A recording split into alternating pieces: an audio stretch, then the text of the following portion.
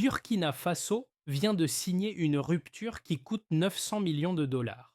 Une loi sur les semences, soutenue par Ibrahim Traoré, défie un marché verrouillé par les géants de l'agro-industrie et rebat des cartes bien au-delà du Sahel. Mais qu'est-ce que cela change vraiment pour ceux qui sèment et pour ceux qui importent quand Ibrahim Traoré coupe la dépendance aux OGM au profit des variétés locales? Si ce pari tient, l'onde de choc dépassera l'Afrique. Cette vidéo suit un fil simple. Comment une loi semencière chiffrée à 900 millions de dollars peut devenir un levier de souveraineté, mais aussi une source de tension qui dépasse l'agriculture. L'enjeu concret est clair. Comprendre en 10 minutes de lecture d'intention et de fait ce que cette réforme change pour la sécurité alimentaire, pour les revenus ruraux et pour la place du Burkina Faso dans les rapports de force internationaux. À première vue, il s'agit d'un choix technique, interdire les semences OGM et privilégier des variétés locales adaptées au climat du Sahel. En réalité, c'est un déplacement de pouvoir. Quand un pays refuse la dépendance au catalogue des multinationales, il touche à la chaîne entière. Importation, intrants, accès au marché et négociations diplomatiques. La question qui guide tout le récit est la suivante: une décision nationale peut-elle déclencher un effet domino régional au point de redessiner les règles du jeu agricole en Afrique de l'Ouest? En moins d'un an, les premiers chiffres ont surpris. Certaines exploitations rapportent une hausse de rendement de 15 à 20 sans engrais chimiques, après le basculement vers des semences traditionnelles. Dans le même temps, les coûts de production auraient de reculer d'environ 30%, un écart assez fort pour transformer la psychologie économique des fermes, et donc la politique. C'est là que le cœur du dossier apparaît. La loi de 900 millions de dollars n'est pas seulement une interdiction des semences génétiquement modifiées.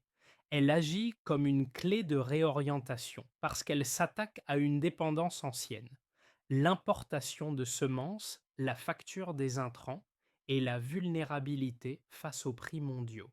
Ibrahim Traoré présente ce virage comme une reconquête et le récit officiel insiste sur la souveraineté alimentaire, un mot qui porte autant de poids symbolique que de contraintes techniques. Le contexte régional amplifie tout. Dans le Sahel, les pressions climatiques et l'épuisement des sols rendent chaque saison plus risquée. Les variétés locales, adaptées au terrain, deviennent alors un argument stratégique, pas seulement culturel. Sur le terrain, la dynamique la plus visible est l'essor des coopératives dédiées aux semences indigènes, dont le nombre aurait augmenté de 25% dans certaines zones. Cette montée en puissance crée des réseaux d'échange, des lieux de formation et un pouvoir collectif que les petits producteurs n'avaient plus depuis longtemps. Mais le mini reveal qui change l'échelle se joue ailleurs: les économies d'importation. Une estimation du ministère de l'Agriculture évoque environ 200 millions de dollars économisés en un an grâce à la baisse des achats de semences et de produits chimiques. Dans les coulisses, un tel chiffre devient une arme narrative et diplomatique. Il justifie l'investissement et il sert de preuve que l'autonomie peut payer. Ibrahim Traoré s'appuie sur ces signaux pour tenir une ligne ferme face aux inquiétudes des acteurs occidentaux et des multinationales qui redoutent une perte d'influence.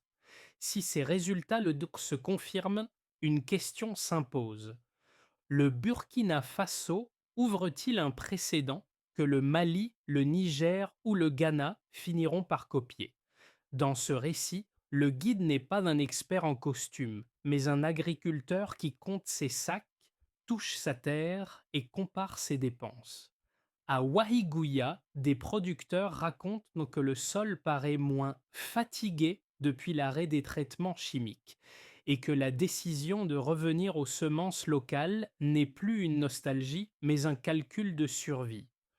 Le changement se lit dans des gestes simples: conserver, échanger, sélectionner.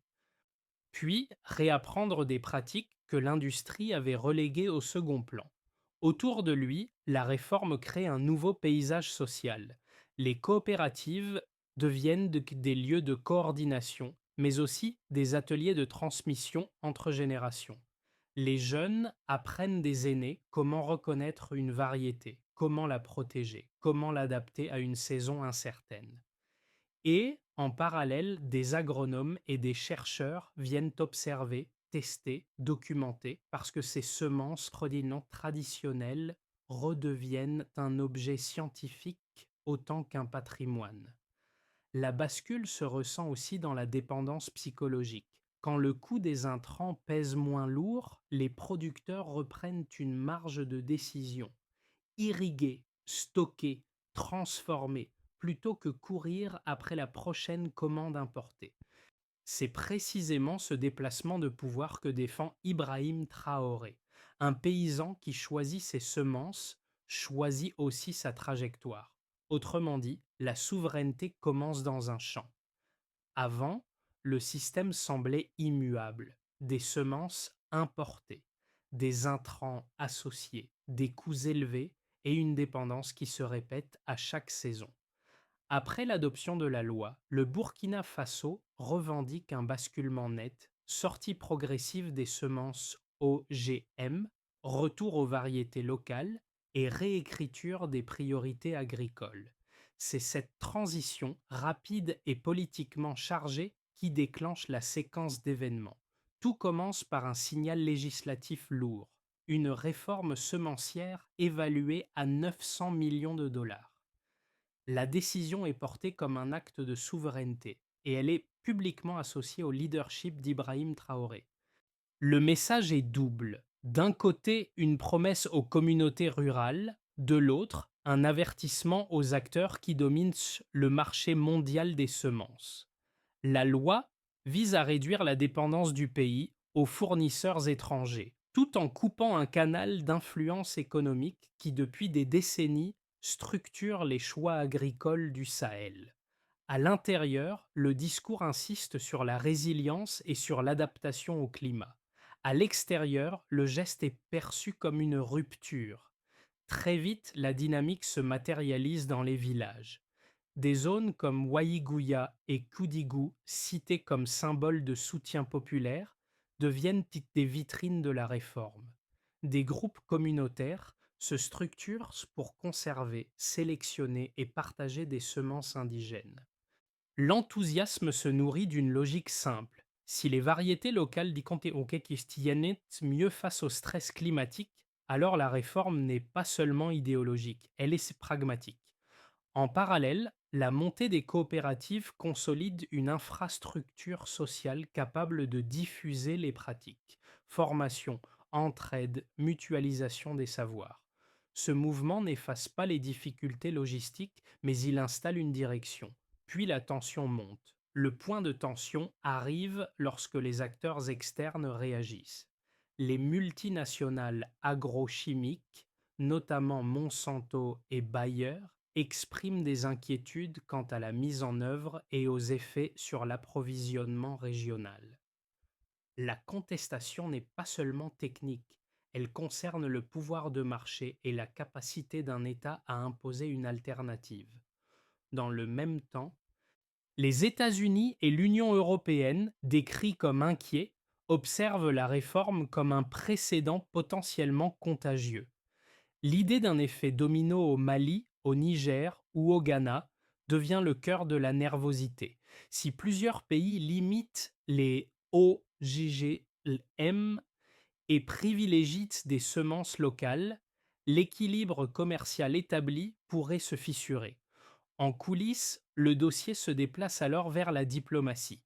La réforme devient un test. Jusqu'où un pays peut-il aller sans provoquer une escalade de pression économique ou sans se retrouver isolé dans des négociations plus larges? Ibrahim Traoré, selon le récit, maintient une posture de fermeté avec une logique de protection nationale. L'autonomie alimentaire n'est pas négociable si elle conditionne la stabilité sociale. Mais chaque pas vers la mise en œuvre rend aussi plus visibles les risques. accès aux ressources, capacité de production de semences locales et nécessité d'infrastructures de stockage et d'irrigation. Enfin, les répliques se propagent à deux niveaux. D'abord, au niveau interne, la réforme renforce l'idée que la souveraineté alimentaire est un acte politique, pas seulement une technique agricole. Ensuite, au niveau régional, l'intérêt exprimé par les pays voisins transforme le Burkina Faso en laboratoire. La question n'est plus seulement est-ce possible, mais qui suivra et à quel coût diplomatique. Le pays se retrouve ainsi au centre d'un débat mondial. Peut-on rééquilibrer la chaîne agricole sans heurter frontalement les intérêts dominants? Et c'est précisément ici que la curiosité reste ouverte. Si d'autres capitales du Sahel décident d'aligner leur politique, quelle forme prendra la riposte des grandes puissances agricoles et jusqu'où Ibrahim Traoré pourra-t-il tenir la ligne sans compromis? Avant la réforme, la dépendance aux semences importées et aux intrants chimiques pesait lourd. Après la bascule vers les semences locales, trois indicateurs décrits dans le récit montrent un changement mesurable. Premier indicateur, les rendements. Les premières données citées évoquent une hausse de 15 à 20% du rendement des cultures traditionnelles par rapport à l'an dernier, alors même que les exploitations disent ne plus recourir aux engrais chimiques. En clair, cette hausse suggère que l'adaptation locale peut compenser l'absence d'intrants coûteux. Dans l'argumentaire, cet écart n'est pas présenté comme un miracle, mais comme un signe. Quand la variété est alignée sur le climat du Sahel, le champ se stabilise et la productivité devient moins dépendante d'une technologie importée. Deuxième indicateur, les coûts de production. Les fermiers auraient constaté une baisse estimée à 30% des coûts, principalement grâce à la réduction des achats de semences OGZM et d'intrants associés. En clair, cette baisse libère du capital pour irriguer, stocker ou améliorer l'outil de travail. C'est un pivot central parce qu'il transforme la réforme en avantage immédiat pour les ménages agricoles au lieu d'un sacrifice idéologique. Quand les charges reculent, le risque financier d'une saison mauvaise diminue et le producteur retrouve une marge de décision. C'est aussi, politiquement, un argument que le pouvoir peut brandir. Si l'agriculteur respire, le pays tient mieux face au choc. Ibrahim Traoré s'appuie implicitement sur cette logique. Une autonomie qui coûte moins cher devient plus facile à défendre, même sous pression. Troisième indicateur, la dynamique d'organisation. Les coopératives dédiées à la conservation et à la promotion des semences indigènes auraient augmenté de 25% dans certaines régions. En clair, plus de coopératives signifie plus d'échanges, plus de transmission, plus de capacité collective. Cet indicateur est essentiel parce qu'il parle de durabilité. Une loi peut imposer un cadre, mais ce sont des réseaux locaux qui rendent la transition viable. Dans les villages cités comme points d'ancrage, ces coopératives servent de centres de formation, de lieux de mutualisation des semences et de passerelles avec des agronomes et chercheurs qui viennent observer et tester. Enfin, un chiffre sert de synthèse nationale.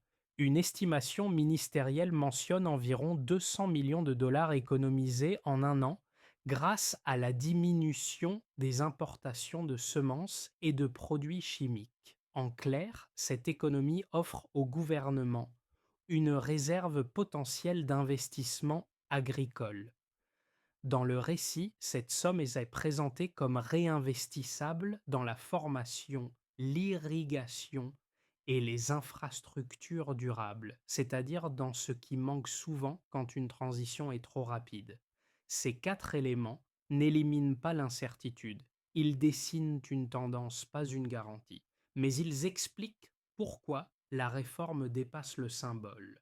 Quand les rendements montent, que les coûts baissent, Que les coopératives se multiplient et que l'État économise, la politique semencière devient un levier de souveraineté mesurable. La vraie question, désormais, est celle de la tenue dans le temps. Ces gains resteront-ils stables si la pression internationale et les contraintes logistiques s'intensifient? Le débat autour de la réforme se durcit précisément parce que deux raisonnements solides s'affrontent, et qu'aucun ne peut être balayé d'un revers de main. Pour comprendre la suite, il faut Stillman les deux camps, puis mesurer ce que les premiers résultats laissent réellement trancher. Premier argument porté par les multinationales agro-industrielles et certains analystes, renoncer aux semences génétiquement modifiées pourrait fragiliser la production. Leur logique est cohérente. Dans un Sahel exposé à la sécheresse, aux maladies et à l'irrégularité des saisons, les OGM sont présentés comme des outils de stabilité, résistance accrue, rendement plus haut, meilleure tolérance au sol appauvri. Ils ajoutent un point rarement dit à voix haute. L'agriculture est aussi une assurance contre l'instabilité politique.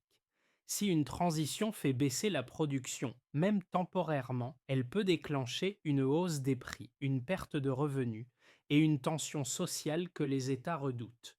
Dans cette lecture, la réforme est un pari risqué, surtout si elle se propage à d'autres pays et désorganise les chaînes d'approvisionnement existantes. Deuxième argument, défendu par des chercheurs et des agriculteurs, revenir aux semences traditionnelles est une réponse structurelle à l'épuisement des sols et à la dépendance économique. Leur logique est également solide. Les semences locales ont été sélectionnées sur des siècles pour survivre au climat du Sahel et elles réduisent l'exposition aux intrants coûteux. Ils soutiennent que l'efficacité d'un modèle ne se mesure pas seulement au rendement immédiat, mais au maintien de la fertilité, à la capacité d'autoproduction de semences et à la résilience face aux chocs de prix mondiaux. Dans cette lecture, la dépendance au catalogue de multinationales est une fragilité stratégique. La réponse que suggèrent les données disponibles ne gagne pas le débat, mais déplace la charge de la preuve. Le récit mentionne une hausse de rendement de 15 à 20% et une baisse de coût d'environ 30% après le basculement vers des semences traditionnelles, ainsi qu'une hausse de 25% des coopératives et une économie nationale estimée à 200 millions de dollars. Si ces chiffres se confirment, ils affaiblissent l'idée que l'abandon des OGM implique forcément une perte d'efficacité. Ils renforcent au contraire l'argument de la viabilité économique, ce qui aide Ibrahim Traoré à défendre la réforme comme un choix rationnel, pas seulement symbolique. Mais la zone d'incertitude demeure. La durabilité de ces gains dépendra de la capacité logistique, de la qualité des semences locales à grande échelle et de l'intensité des pressions internationales. Tout se joue sur l'effet domino. Jusqu'ici, la réforme pouvait être lue comme une décision interne, une loi, des semences, des coopératives et un récit de souveraineté. Et puis, un détail change la trajectoire. Les pays voisins ne se contentent plus d'observer, ils expriment un intérêt explicite. Le Mali, le Niger et le Ghana apparaissent disent comme des récepteurs potentiels. Et cette simple possibilité suffit à transformer une politique nationale en signal régional. À partir de là, la réforme devient une question de coalition, même si aucune alliance formelle n'est annoncée.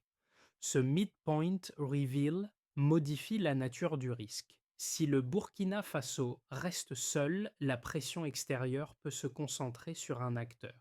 Si plusieurs pays suivent, la pression devient plus coûteuse, plus complexe et moins prévisible. Mais la réciproque est vraie. Plus le modèle se diffuse, plus il exige une coordination technique, des échanges de semences, des standards de qualité et des infrastructures capables de soutenir l'ampleur. Ibrahim Traoré se retrouve alors au centre d'un paradoxe. La réussite interne augmente la probabilité d'un effet régional. Et cet effet régional augmente à son tour la probabilité d'une confrontation diplomatique. Le cœur du changement n'est pas seulement agricole, il est géopolitique. La souveraineté alimentaire devient un outil de positionnement dans le Sahel. Pour l'État burkinabé, la réforme semencière n'est pas seulement un dossier agricole, c'est une décision budgétaire, diplomatique et symbolique. L'estimation d'environ 200 millions de dollars économisés en un an grâce à la réduction des importations de semences et de produits chimiques devient un argument de gouvernance parce qu'elle ouvre une marge de manœuvre. Cet argent, dans le récit, peut être réinvesti dans la formation, l'irrigation et le stockage. Trois leviers qui déterminent la capacité d'un pays à tenir un virage sans retour en arrière. Mais cette même réforme oblige aussi l'État à gérer des pressions externes, notamment des inquiétudes venues des États-Unis et de l'Union européenne, et à répondre aux réactions des acteurs agro-industriels. Ibrahim Traoré assume ainsi un rôle de bouclier politique, défendre une promesse de souveraineté tout en évitant que la tension ne se transforme en crise durable. Pour les entreprises et les acteurs économiques, la conséquence immédiate se lit dans la structure des coûts.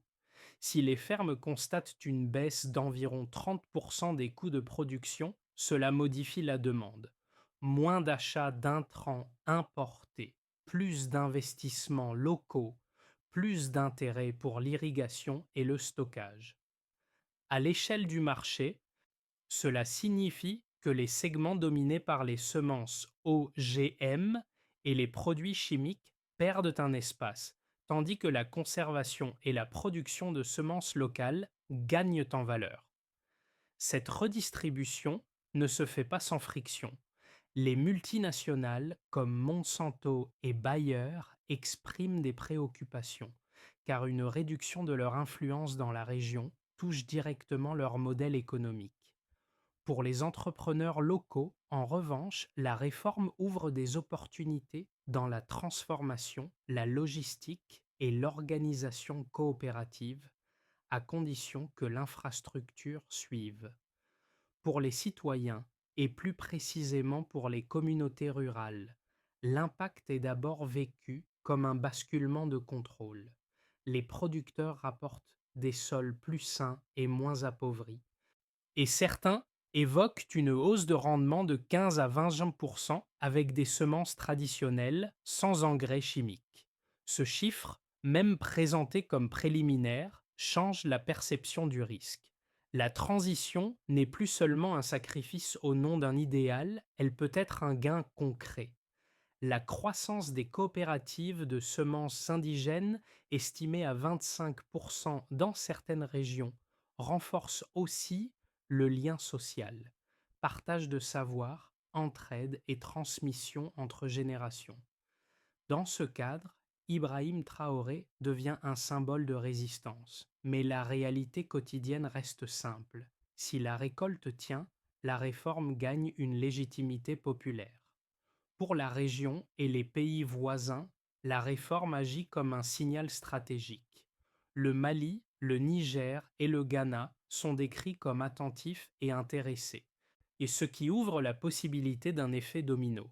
Si ce scénario se matérialise, il pourrait créer une coopération régionale autour des semences locales et de l'indépendance alimentaire, et en même temps faire monter la pression internationale sur un bloc émergent. Cette dynamique reconfigure les rapports de force. Un petit pays cesse d'être un acteur isolé et devient un laboratoire observé, parfois contesté, parfois imité. Dans ce jeu, Ibrahim Traoré n'est plus seulement un dirigeant national. Il incarne une hypothèse régionale, celle d'un Sahel capable de négocier autrement. Dans les 6 à 12 prochains mois, la réforme semencière peut suivre trois trajectoires, chacune dépendant du même nœud, la capacité à transformer une loi en système durable, tout en absorbant les pressions extérieures. La question n'est pas seulement est-ce que ça marche, mais Est-ce que ça tient quand l'échelle augmente? D'abord, un scénario de continuité. Les effets observés jusqu'ici se prolongent à un rythme modéré. L'adoption des semences locales continue, les coopératives gagnent du terrain et l'État stabilise la transition par des formations et des incitations.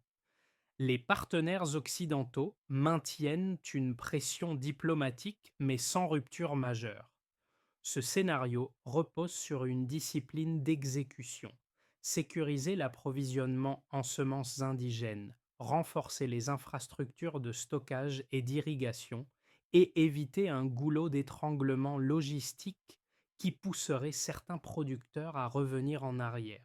Ibrahim Traoré conserve alors une posture de fermeté, mais l'enjeu devient la gestion fine du tempo. Ensuite, un scénario plus ambitieux. La réforme devient un modèle régional. Le Mali, le Niger et le Ghana, attirés par les signaux positifs, initient des politiques similaires ou des programmes pilotes coordonnés. Le Burkina Faso se retrouve au centre d'une dynamique de coopération. Échange de semences, partage de techniques et standardisation progressive. La pression des multinationales et des puissances agricoles s'intensifie, mais l'effet de groupe rend la réponse plus coûteuse et moins ciblée. Le bénéfice de ce scénario est double: un renforcement de la souveraineté alimentaire au Sahel et une nouvelle capacité de négociation collective. Enfin, un scénario moins favorable: les contraintes internes et externes s'accumulent. Des difficultés de production ou de distribution de semences locales apparaissent. Certains agriculteurs reviennent aux solutions précédentes par nécessité et les divergences s'exacerbent. À l'extérieur, des mesures commerciales plus strictes ou des pressions diplomatiques plus directes compliquent la marge budgétaire. Dans ce contexte, la réforme reste symboliquement forte, mais sa mise en œuvre ralentit et le récit se fragilise si les gains économiques ne sont pas visibles partout. Une recommandation de pensée s'impose: juger la réforme comme un processus, pas comme un verdict. La seule question utile devient alors: quelles preuves, mois après mois, montrent que l'autonomie progresse sans créer une nouvelle dépendance, cette fois logistique et politique? Pour le spectateur, l'enjeu n'est pas seulement burkinabé. Il touche à une question universelle: qui contrôle ce qui nourrit une société et à quel prix? La réforme semencière met ce sujet à nu parce qu'elle relie des gestes très concrets: choisir une graine, cultiver, conserver, à des rapports de force mondiaux. Et ce lien, même à distance, concerne trois groupes de manière distincte. D'abord, ceux qui vivent des prix alimentaires partout. Quand un pays réduit sa dépendance aux importations de semences et d'intrants, il tente de rendre ses récoltes moins vulnérables aux chocs externes. Si cette logique fonctionne, elle devient une piste: renforcer la stabilité de l'offre locale pour limiter les effets des crises globales sur les paniers des ménages.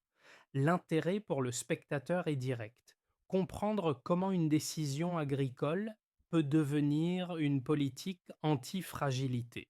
Ensuite, ceux qui travaillent dans l'économie réelle: commerçants, transformateurs, logisticiens. La réforme montre qu'une chaîne de valeur peut se reconfigurer très vite quand l'État change les règles. Les opportunités naissent que dans la conservation, le stockage, la transformation, l'irrigation et l'organisation coopérative. Mais les risques existent aussi: pénurie temporaire, défaut de qualité ou tensions diplomatiques qui se répercutent sur les marchés. Enfin, ceux qui pensent en termes d'environnement et de long terme. Le récit insiste sur des sols moins appauvris et sur une agriculture moins dépendante du chimique. Cela renvoie à une question de fond: quelle résilience veut-on construire face à un climat plus dur?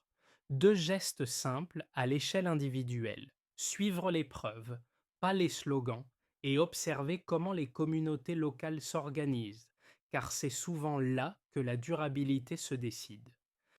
Pour que la réforme ne reste pas une déclaration politique, elle doit se transformer en chaîne d'exécution, avec des responsabilités claires, un calendrier réaliste et des indicateurs de suivi. La feuille de route implicite du récit peut être traduite en 5 étapes, chacune liée à un acteur, à une action et à une mesure. Premièrement, il faut former massivement. Le gouvernement et les services agricoles doivent déployer un programme national de formation centré sur les pratiques adaptées aux semences indigènes.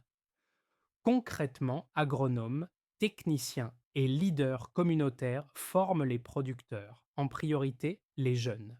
Le calendrier vise dès la prochaine saison culturale avec un rythme continu, et l'on mesure cela par nombre de sessions, taux d'adoption et progression des rendements déclarés. Deuxièmement, il faut sécuriser l'approvisionnement en semences locales. Les coopératives, appuyées par l'État, doivent organiser la conservation, la sélection et la multiplication des variétés. Les acteurs principaux sont coopératives, centres agronomiques, collectivités locales. Le calendrier vise en amont des semis, puis en cycle annuel, et l'on mesure cela par volume disponible, diversité des variétés, réduction des ruptures. Troisièmement, il faut renforcer les infrastructures. L'investissement doit cibler l'irrigation et le stockage, car une transition rapide échoue souvent sur la logistique. Les acteurs principaux sont État, partenaires techniques, entrepreneurs locaux. Le calendrier vise sur 6 à 12 mois avec priorité rurale, et l'on mesure cela par capacité de stockage installée, surface irriguée, baisse des pertes post-récolte. Quatrièmement, il faut construire une coopération régionale. Si le Mali, le Niger et le Ghana poursuivent leur intérêt, il faut une plateforme d'échange, semences, méthodes, standards. Les acteurs principaux sont ministères, coopératives, réseaux de chercheurs. Le calendrier vise dès que des programmes pilotes existent, et l'on mesure cela par nombre d'accords, volume d'échanges, projets communs. Cinquièmement, il faut suivre et corriger. Sans tableau de bord, la réforme devient un récit.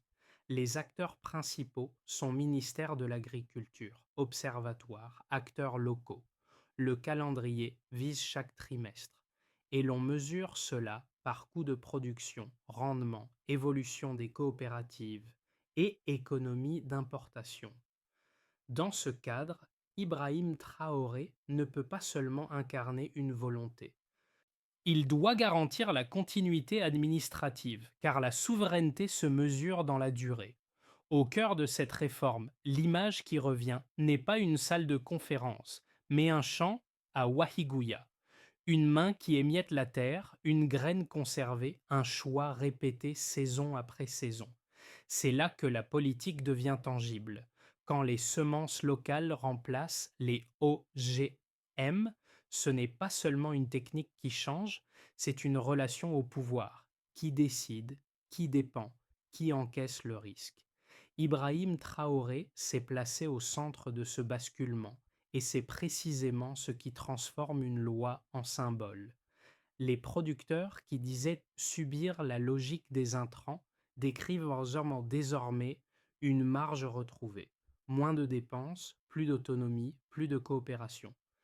Les coopératives qui se multiplient donnent un visage collectif à cette transition, comme si la souveraineté passait enfin par une organisation concrète et non par un slogan. Mais l'émotion du récit tient aussi à sa fragilité. Tout ce qui a été gagné peut se perdre si la pression externe, la logistique ou la division interne cassent l'élan. L'idée à retenir est simple, la souveraineté se cultive, elle ne se proclame pas. Ibrahim Traoré a ouvert une porte. Reste à savoir combien de saisons il faudra pour la maintenir ouverte et combien de pays du Sahel oseront franchir le seuil avec lui. La réforme semencière du Burkina Faso est peut-être une histoire de graines, mais elle parle surtout d'un principe. La capacité d'un pays à reprendre la main sur ce qui fonde sa stabilité. Si le modèle tient, il peut inspirer une autre façon de penser l'avenir du Sahel, où l'autonomie alimentaire devient une stratégie collective et pas une exception isolée. Mais si le modèle échoue, il rappellera aussi que la souveraineté exige des infrastructures, de la méthode et du temps autant que de la volonté politique. Ce qui reste intéressant pour une communauté qui suit l'actualité internationale, c'est la manière dont les preuves s'accumulent: rendement, coûts, coopérative, tensions diplomatiques, réaction des entreprises. Chaque indicateur raconte une partie du vrai récit, au-delà des discours. Et c'est précisément pour cela que la discussion mérite d'être ouverte, sans camp automatique, sans caricature, avec des questions qui poussent à regarder plus loin que le choc initial. Alors, au fond, une question demeure. Si d'autres pays du Sahel suivent, est-ce que l'agriculture mondiale devra s'adapter à un nouveau centre de gravité, ou est-ce que les anciennes règles finiront par se refermer sur cette tentative?